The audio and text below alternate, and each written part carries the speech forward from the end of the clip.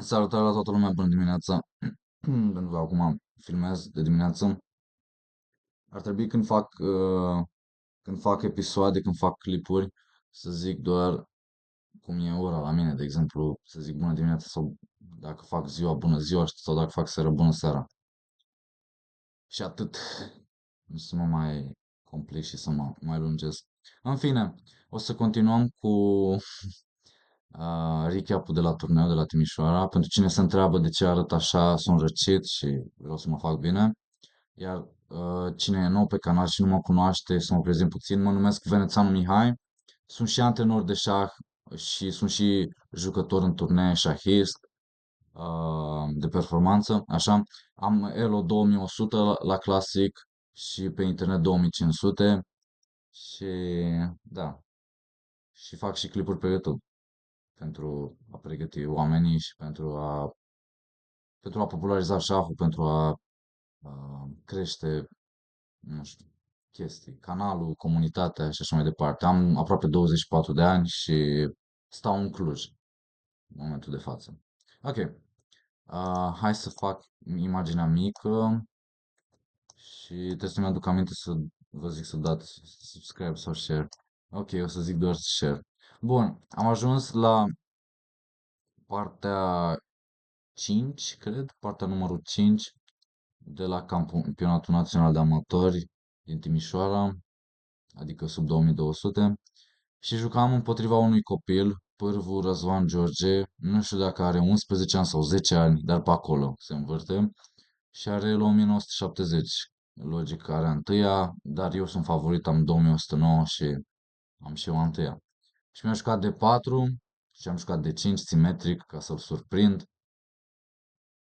Asta a fost toată strategia mea în toate cele 3 turnee. Pentru cine nu știe, am jucat o serie de 3 turnee de șah clasic timp de vreo 3 săptămâni aproximativ. Am jucat în Cluj, în Băile Felix și în Timișoara. Ok. Și ăsta este ultimul dintre ele, ultimul din seria de recap. Suntem în runda a 7-a și avem piesele negre și trebuie să câștigăm, pentru că runda trecută am făcut remiză.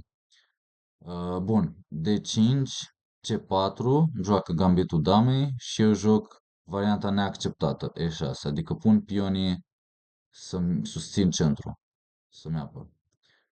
Poate se uită și începători și vreau să le explic și lor. Dar am observat că în general fac videouri țintite către jucători de peste 1600 și îmi pare rău că îi las la urmă cumva pe jucătorii de elo mai mic, de 1200 sau de 800 și nu prea înțeleg. Uh, Unii mi-au zis că să merg mai încet, adică să explic mai rar și să am mai multă răbdare. Ok. Cal F6, să scot calul, dar e și greu să explici rar având în vedere că fac videoclipurile deja foarte lungi și oricum nu se uită acei oameni. Um, Cal F6 să-mi apăr pionul, îmi scot o piesă, nebun G5 să facă legătura, așa se joacă gambitul damei, dar acum nu joc varianta obișnuită unde mă dezleg și mi-apăr centru, sau pot să joc și asta, și mai degrabă joc nebun B4 ca să îl contraatac, să zic așa, să explic pe scurt, vreau să-i fac și lui o legătură și să pun presiune, să-l enervez, e mai mult la păcălire. Și voiam să mai zic încă ceva, voiam să zic și faptul că fac videoclipuri în limba română aduce la faptul că am puține vizualizări, dar ce să le fac? Voiam să vorbesc un pic despre străini și de clipuri în limba engleză. Eu pun la ultimele videoclipuri am pus subtitrare în engleză. Și dacă cineva chiar vrea să se uite, se uită. Uh, da. Mulți fac figuri, fac fițe și nu contribuie la nimic, vă zic sincer.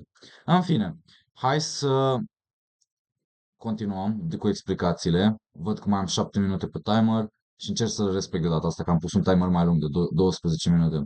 Deci dama A4, șah, șah și nebun și acum care este singura metodă de a proteja nebunul? Hai să vă las un puzzle. Dați pauză la videoclip și scrieți răspunsul în chat, mai jos, în comentarii. Chiar dacă e banal, chiar dacă e ridicol, caragios de ușor pentru nivelul vostru, voi știu că sunteți minunați, sunteți grozavi și doar ca să arătați că sunteți atenți. Dacă nu sunt comentarii, dacă nu scrieți nimic, eu am impresia că, nu știu, doar ați ascultat videoclipul, nici nu v-ați uitat. Deci acum o să prezint logică, singura mutare este cal C6. Așa. Bun. Mai departe am pins pionul ca să se dezvolte și eu am jucat nebun de 7. Nu e cea mai bună mutare după engine, dar este o mutare umană, pentru că pun nebunul pe aceeași diagonală cu dama și ameninț, de exemplu, să plec din cal. De exemplu, dacă joacă asta, eu pot să joc asta direct, atac prin descoperire de la nebun către damă și trebuie să fugă din damă, că altceva nu prea are ce să facă, că dacă mi-ia calul e logic, o să iau dama și o să am avantaj prea mare și dacă mi-ia nebunul, puzzle, puzzle, puzzle, combinație, scrieți mai jos răspunsul, dați pauză la videoclip acum și în 3 secunde o să zic răspunsul. 3, 2, 1, sper că ai dat pauză la videoclip și sper că ai scris răspunsul în comentarii mai jos. Da, negru câștigă cu calce 2 șah, Royal Fork, da, pe rege, pe tură și pe damă. Și după aia câștigi, iei dama. Așa. Deci cam asta e amenințarea, dar este mai slabă de la engine pentru că engine-ul ar fi vrut să-i atac întâi nebunul, iar dacă se duce aici, pur și simplu asta, asta, asta, asta și asta e bună la negru, aparent, dar eu nu știam teorie. Aici de ce e bună asta la negru? Pentru că îi atac nebunul și vreau să-i stric structura de pioni, îi atac și calul și este foarte tăioasă. Iar dacă îmi bat cu dama și dacă scoate calul, se continuă partida, dar i-am eliminat nebunul și acum cred că pot să joc chestia asta sau fac rocada. În fine, eu n-am știut prea variante ultra exacte, am scos nebunul, văd că mai am 5 minute pe timer, deci hai să-i dăm bătaie. Damă C2, începeam să obțin un pic avantaj pe ceas, jucam un pic mai repede decât el. Aici mai pot să mai joci cale 7, apare, mi-a recomandat engine după aia că am analizat-o cu engine C5 și C6. Și după aia să joci să spargi cu E5, poziția e aproximativ egală, aici spargi așa sau împingi B6 și este ok. Dar H6 am bătut și A3 mi-atacă nebunul. Nu pot să mă duc înapoi, că dacă mă duc înapoi, bingo, bingo, bingo, calul lui e liber, nu mai este în închisoare, bat și bate și câștigă un pion pentru că are atac dublu. Deci sunt obligat să dau nebunul pe cal, a bătut înapoi cu dama și acum am luat o decizie să bat în centru. Aparent engine-ul recomanda pur și simplu asta, iar de vreme ce împinge pionul ceea ce mi-era mie frică, E5 urmează și pot să sparg poziția, urma de tură la E8 și negru stă un pic mai bine.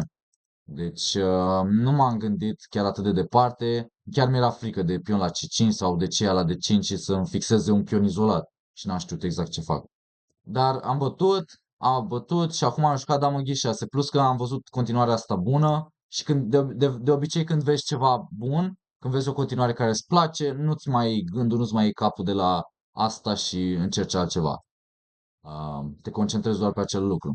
De ce e bună continuarea asta? Pentru că îi atac pionul și îl fac să piardă încă o mutare.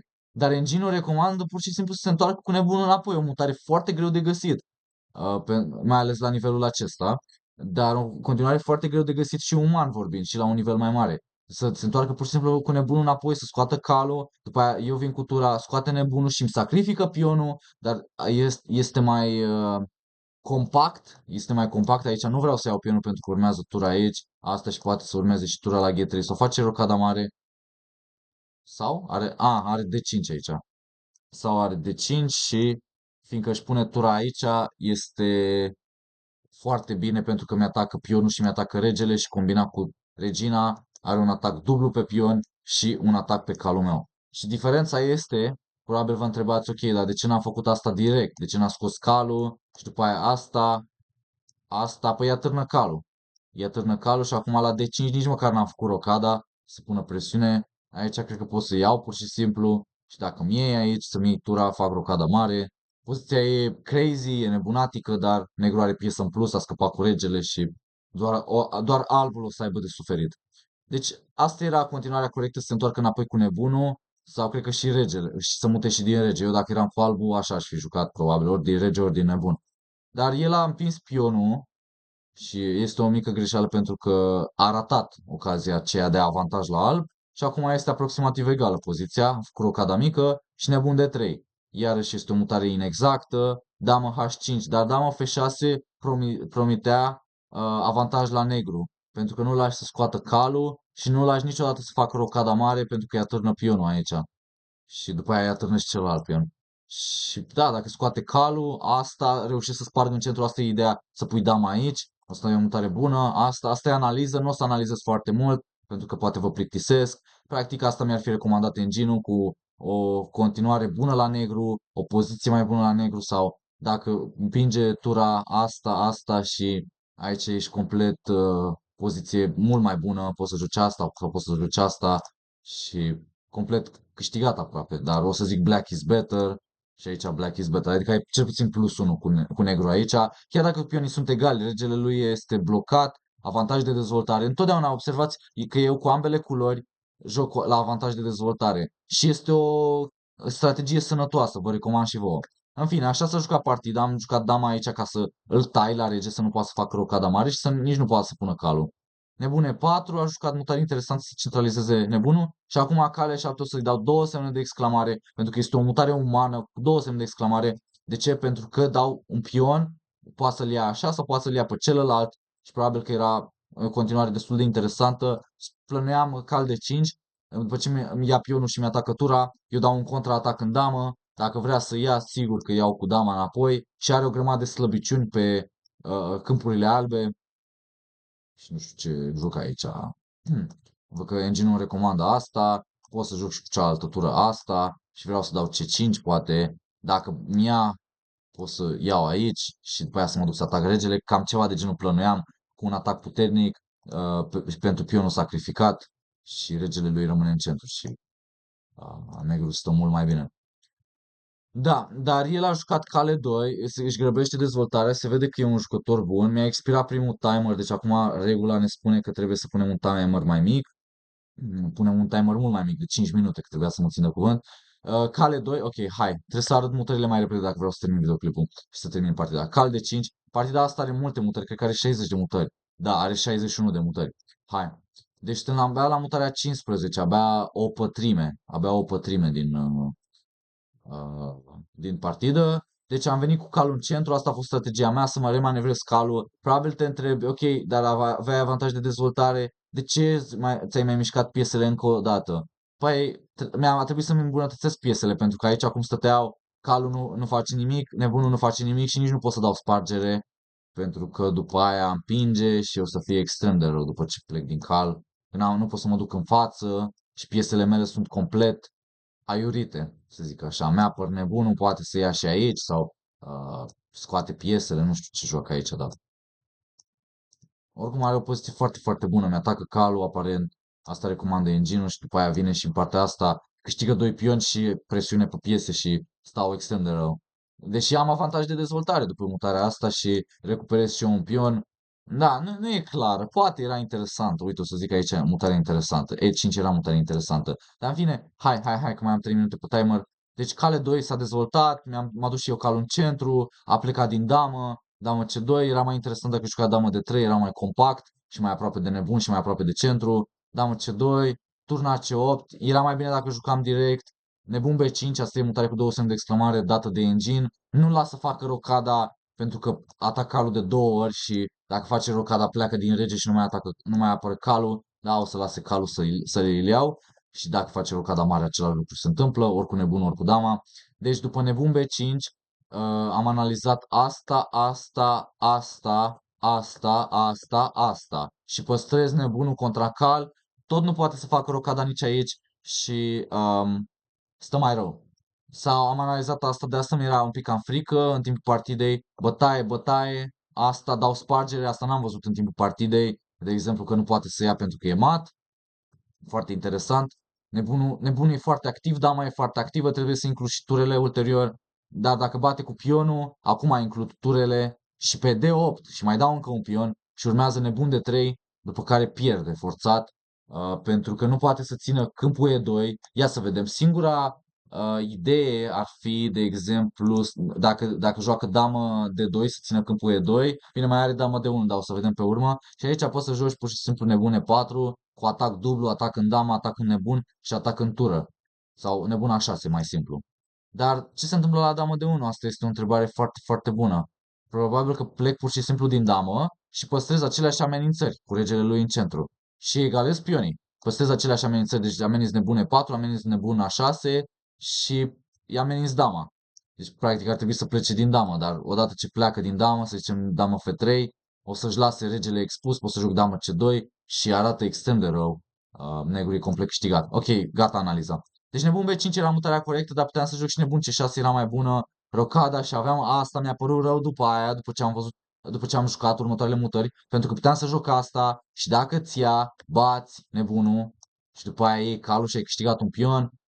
Da, poate, dacă ia aici, e clar că o să iau aici și după aia iau aici și mai câștig niște pioni. O să rămân cu pion în plus, cu negru sau chiar cu 2 pioni în plus. Iar dacă se apără, așa, pur și simplu îi iau pe ăsta. Iar dacă engine-ul recomandă asta, nu știu, vin cu tura sau ceva. Sau iau pe B2, iarăși o continuare bună.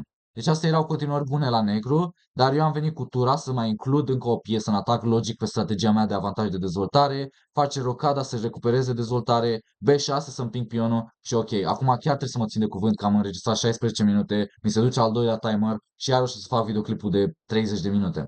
Deci, hai să explic repede. Și-a adus calul în joc, am venit, am capturat calul, mai aveam o idee interesantă C5 și să las pe el să păstrez tensiunea, dacă măcar mi-aduc încă un pion și mi îmbunătățesc poziția în centru, pleacă din nebun și poate bat și câștig un pion pentru că dau un atac prin descoperire de latură, iar dacă nu ia, pleacă din damă, schimbă și el, nebun B5, turn fel la E1, bate, calul retrag înapoi cu un atac în nebun, nebunul se retrage, bate pionul și turn F la D8 și nu e mare lucru, pionii sunt egali, dar este mare lucru pentru un maestru sau pentru un mare maestru pentru că este presiune pe pionul izolat și după ce se continuă, de exemplu, așa și așa, presiune pe pionul izolat pe termen lung și negru are un joc bun.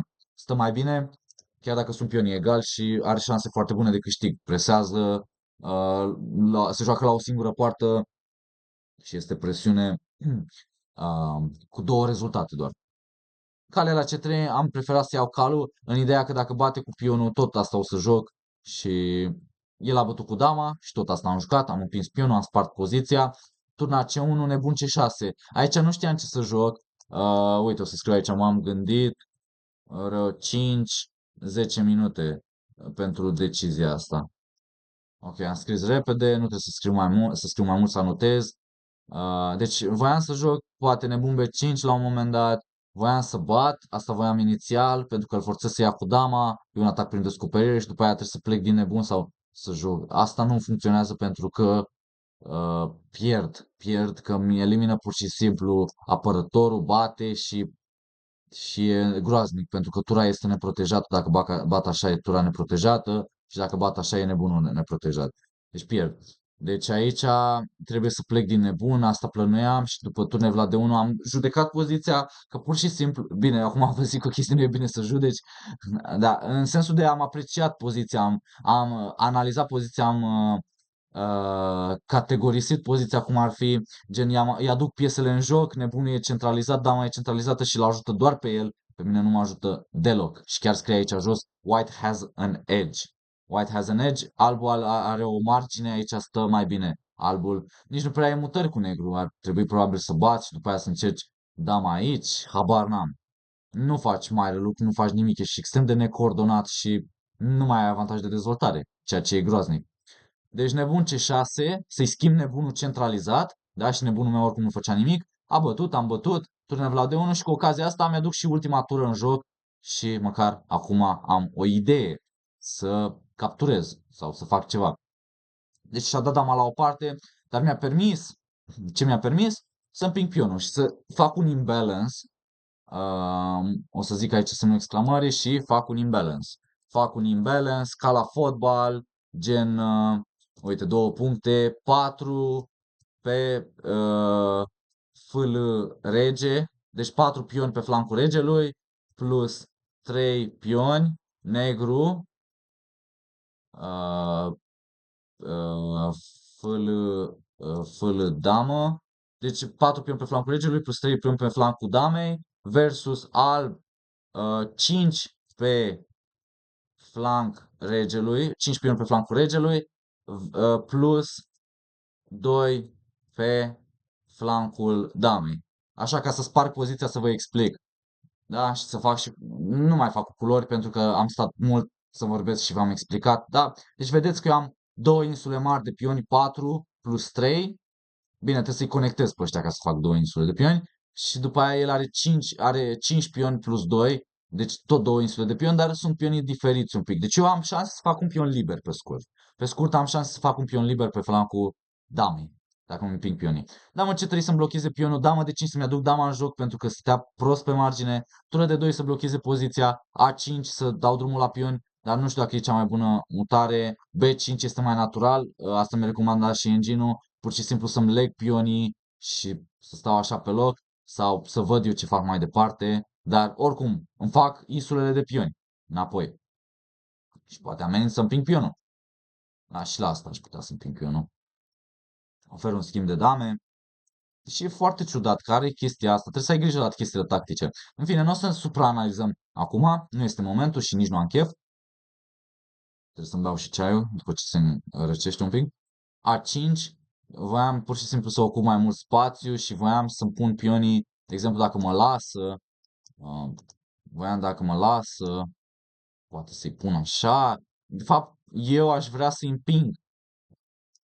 Dacă mă lasă, dar mi-a târnă pionul ăsta. Deci nu știam cum să rezolv problema asta. Deci dacă mă lăsa cumva, voiam să joc asta. Asta voiam să ajung să joc, dar văd că scrie aici jos tot the position is equal. Deci nu e mare lucru. Da, tot zice the position is equal, dar așa voiam să sparg poziția. Deci de asta am început cu A5, dar este mică inexactitate. H5, aici m-am dus să-i atac și regele, încerc să fac, deci planul celor două slăbiciuni. Uite, să scriu aici, planul celor două slăbiciuni. Înscrisesem 3. 3 e de preferat. Sau 4 ideal. Ca să fii complet câștigat. Deci o să explic ce înseamnă chestia asta. Planul celor două slăbiciuni. Încerc să-i fac o slăbiciune pe partea dreaptă, adică pe flancul damei, da?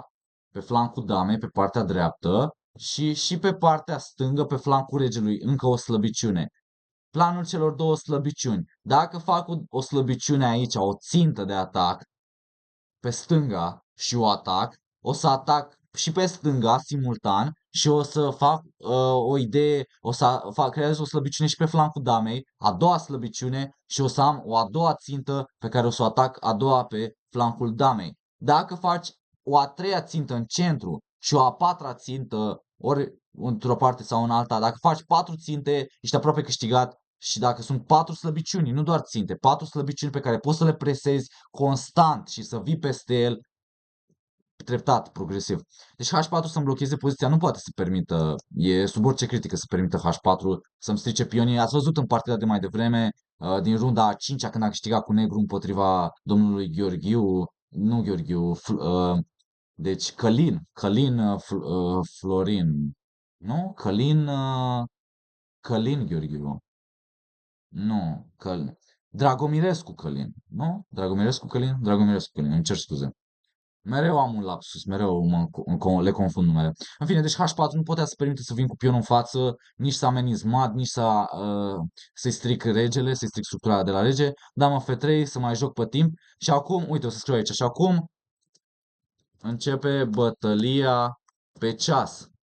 Manevrarea pieselor. Am fost cam țigănos aici, cam unfair play, cam crud, cam nemilos, dar asta e jocul. El avea vreo 3 minute, iar eu vreo 10 minute. Deci am 7 minute în plus. Ok, mi-a expirat și al treilea timer. Hai. Deci mai am de arătat 30 de mutări. Ok, dama e 1. Practic se manevrează piesele. Nu am multe de explicat. Asta e norocul meu. Se manevrează piesele. Încerc să câștig timp pe ceas. Să-mi îmbunătățesc poziția pas cu pas. Mi-am pus pionii un pic mai în față. Și aici am riscat extrem de mult. Pentru că după poziția asta, damă C2 și-a apărat pionul B5. Apropo, am riscat extrem de mult pentru că putea să joace E4, putea să dea pur și simplu pionul. Nu știu dacă l-aș fi luat sau plecam din rege. Dar faza e care și D5 aici, sau poate să iau și poate să joace dama E5 sau poate să joace D5 sau poate să joace tură E3, poate să joace foarte, foarte multe chestii.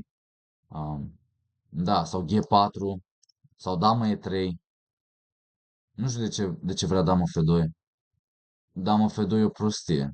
Dama F2 e atârnătura.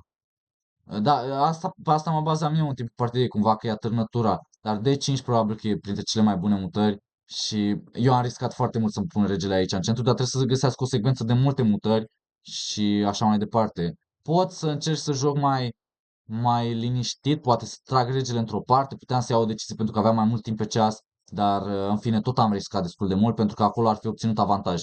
Damă C2, B5, E4 și aici e destul de periculos pentru că e joc neclar și o să zic cu counterplay, are contrașanse cu E4 pentru că se apropie de regele meu și dama lui e deschisă, se deschide, dar dama aia la A4 oferă un schimb de dame și aici a greșit pentru că a schimbat damele, asta este o gafă. Ce ar fi trebuit să facă este pur și simplu să se întoarcă cu dama înapoi, de asta nici nu trebuia să se ducă să-și apere pionul pentru că a fost o pierdere de timp. Dar trebuie să se întoarcă cu dama înapoi și să încerce să-mi atace regele, să-mi permită să vin cu pionul peste tura lui, asta și poziția este egală sau albul stă un pic mai bine, nu știu, scria white is better, înainte scria the position is equal, dar negru oricum chiar dacă arată un pic ciudat, că vin cu pionul peste el și el vine cu pionul peste mine, dar el are atac și la rege și mi-atacă tura aici, nu pot să iau de exemplu, vă arăt, pentru că își deschide dama șah prin descoperire, șah prin descoperire, atac de la damă și atac pe tură. Deci, trebuie să ai mare grijă să nu pierzi. Probabil că ar fi trebuit să dau regele într-o parte sau ceva, rege F8 sau ceva, să dau regele într-o parte și după aia să vin cu tura înapoi, cu dama înapoi. Dacă reușesc să-mi teleportez dama aici, câștigă negru, stă mai bine și câștigă, dar da. A bătut și este o greșeală pentru că aici intrăm într-un final de ture și eu am pion în plus, chiar dacă am pionii stricați, se aștepta să-mi atace și să-mi înhațe. Tură B6, să pun presiune pe pion. Tură B4, rege F2 și rege D6. Aici am simțit că e ceva în poziție. Voiam să joc inițial C3. Băia la C3 și tura la D4, dar nu e nimic după asta. Sau rege E3, ziceam că joacă asta și nu vedea mare lucru. Aici cream o slăbiciune, o țintă de atac și un pion liber și în continuare am pion în plus, dar e foarte greu să-i scos blocada. Probabil că pot să traversez cu regele aici, dar dacă îmi dă un șah, după aia mă dă într-o parte foarte greu de câștigat. Dar păstrez controlul măcar. Sau aici și vine cu tura pe A3 și apără pionul. Dar continuarea corectă era fie feia la E4 întâi și după aia rege D6, rege 3 și E5. E5 asta e continuarea corectă.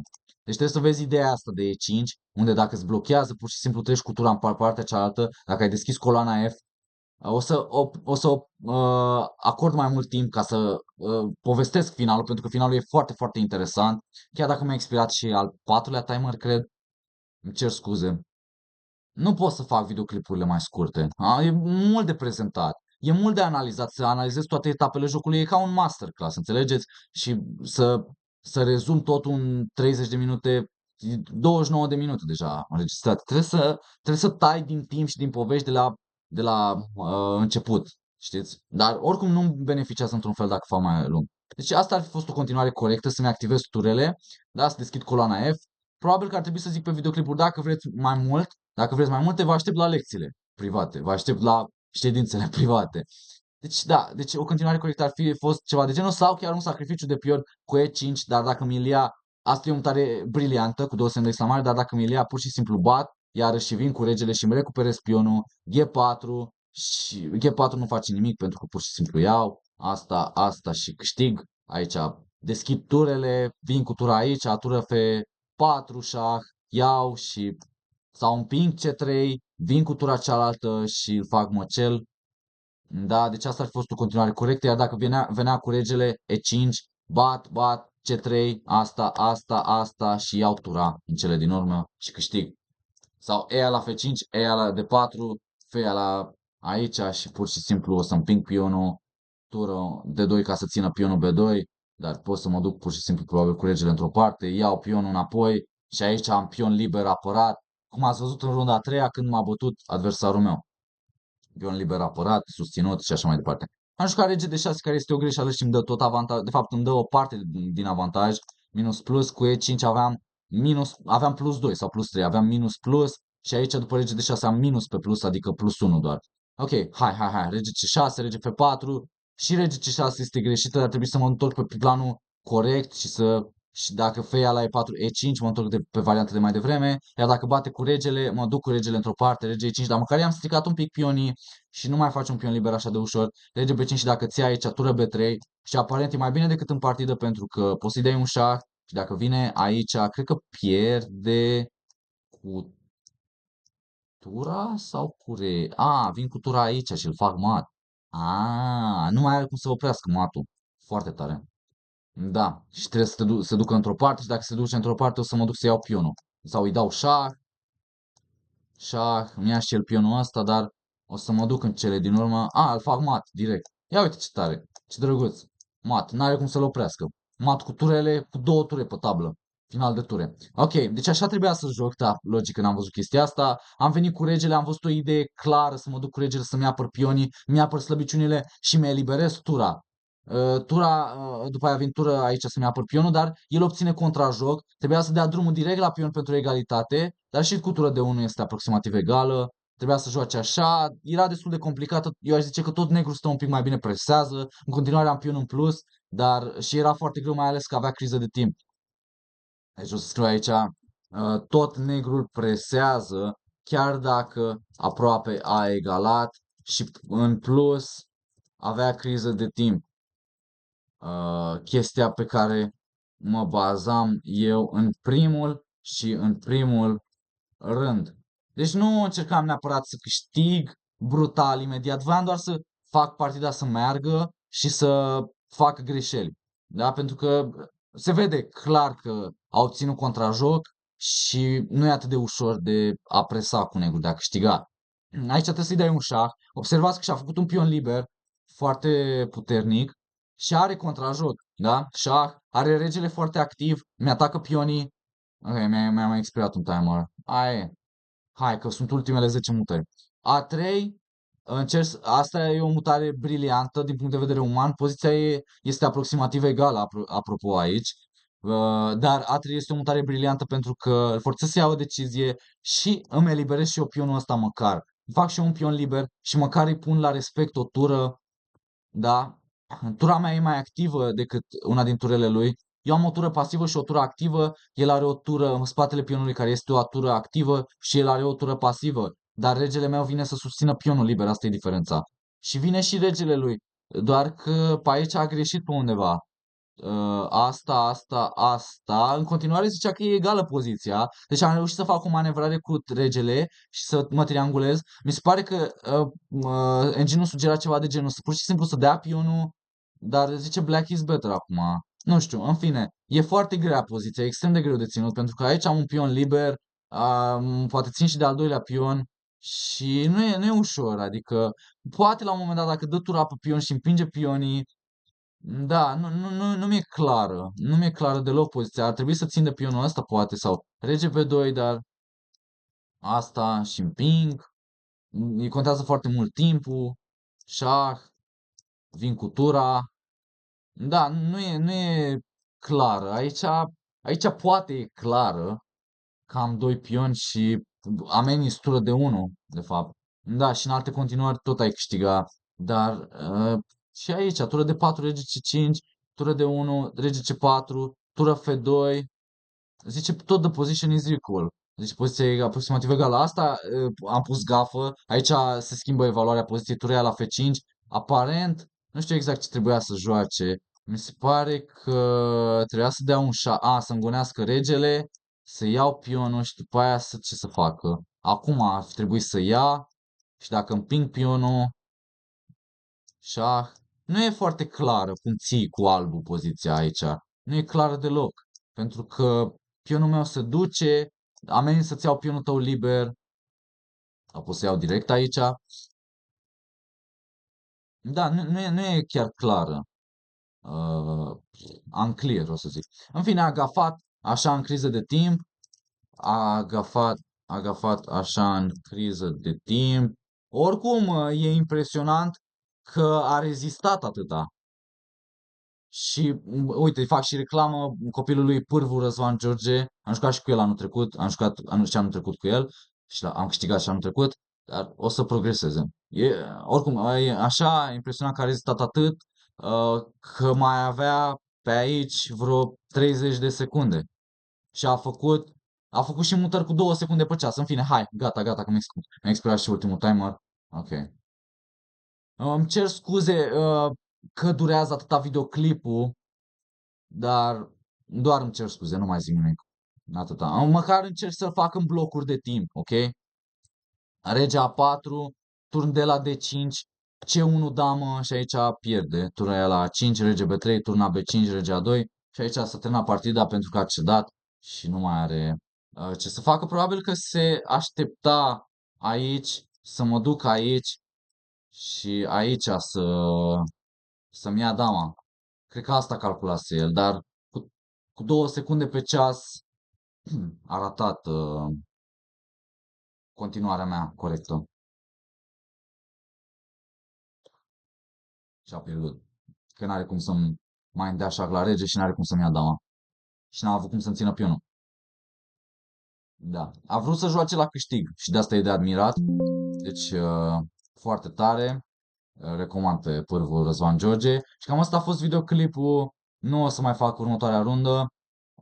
Presupun că o să mai urmeze o ultimă parte cu ultimele 2 runde. Sper că v-a plăcut, puteți să mă susțineți cu un share, asta e tot ce-mi doresc, nu o să vă cer mai mult și nici mai puțin.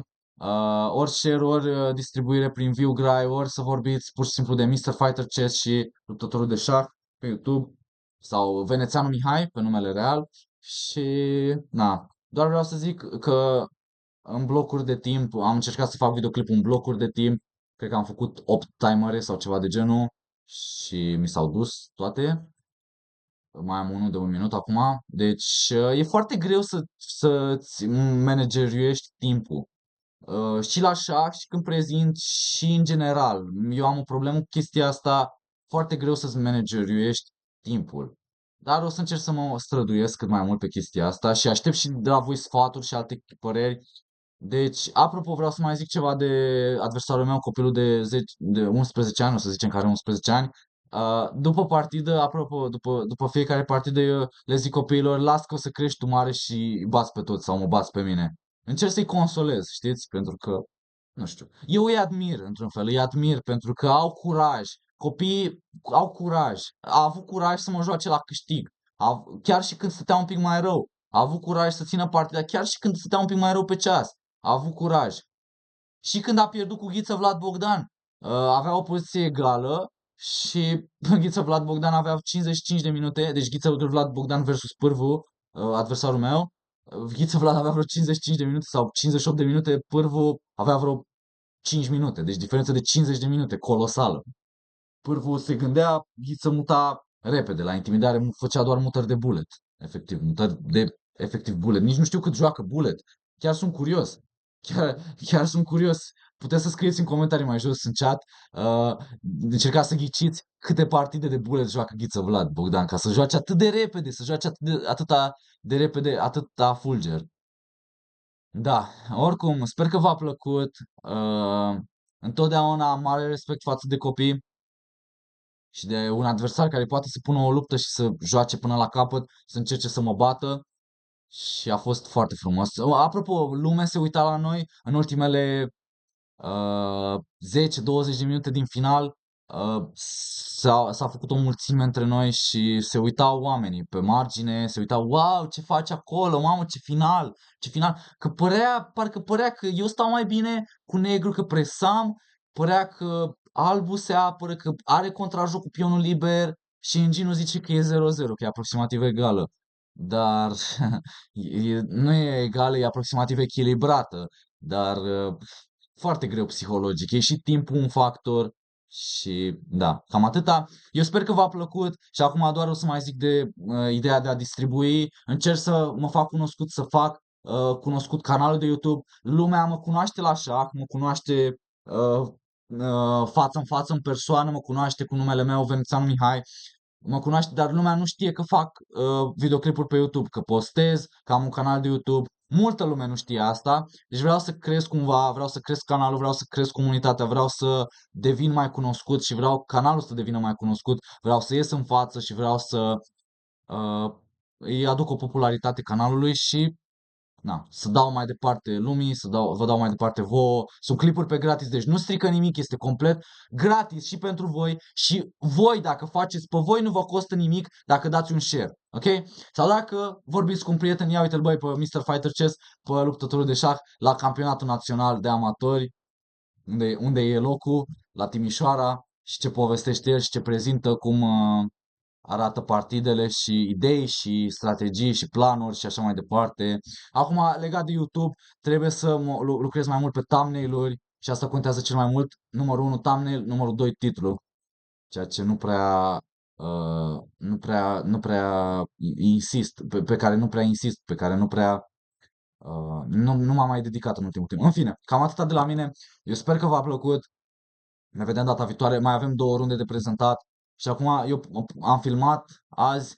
Probabil o să mai filmez când am timp liber și postez așa în serie. Da. Încerc să postez zilnic. Nu le postez toate clipurile odată. Dacă ar fi după mine, le-aș posta pe toate odată și aș mai filma și aș mai face și mai multe clipuri. Am foarte multă energie, dar trebuie să postez energia asta și pentru alte activități, din păcate sau din fericire. Oricum ne vedem data viitoare, sper că v-a plăcut. Vă mulțumesc enorm și un target. Hai să încercăm să ajungem la 3 butoane de share. 3 share-uri și nu știu, 5 comentarii și 10 like-uri. Și ne vedem data viitoare. Ok? Chiar sunt curios să vă aud părerile voastre și să interacționăm. Eu vă urez o dimineață plăcută, fantastică și ne vedem data viitoare. Salut! Pa, pa! Ciao! Luptătorul de șah a ieșit! Ha!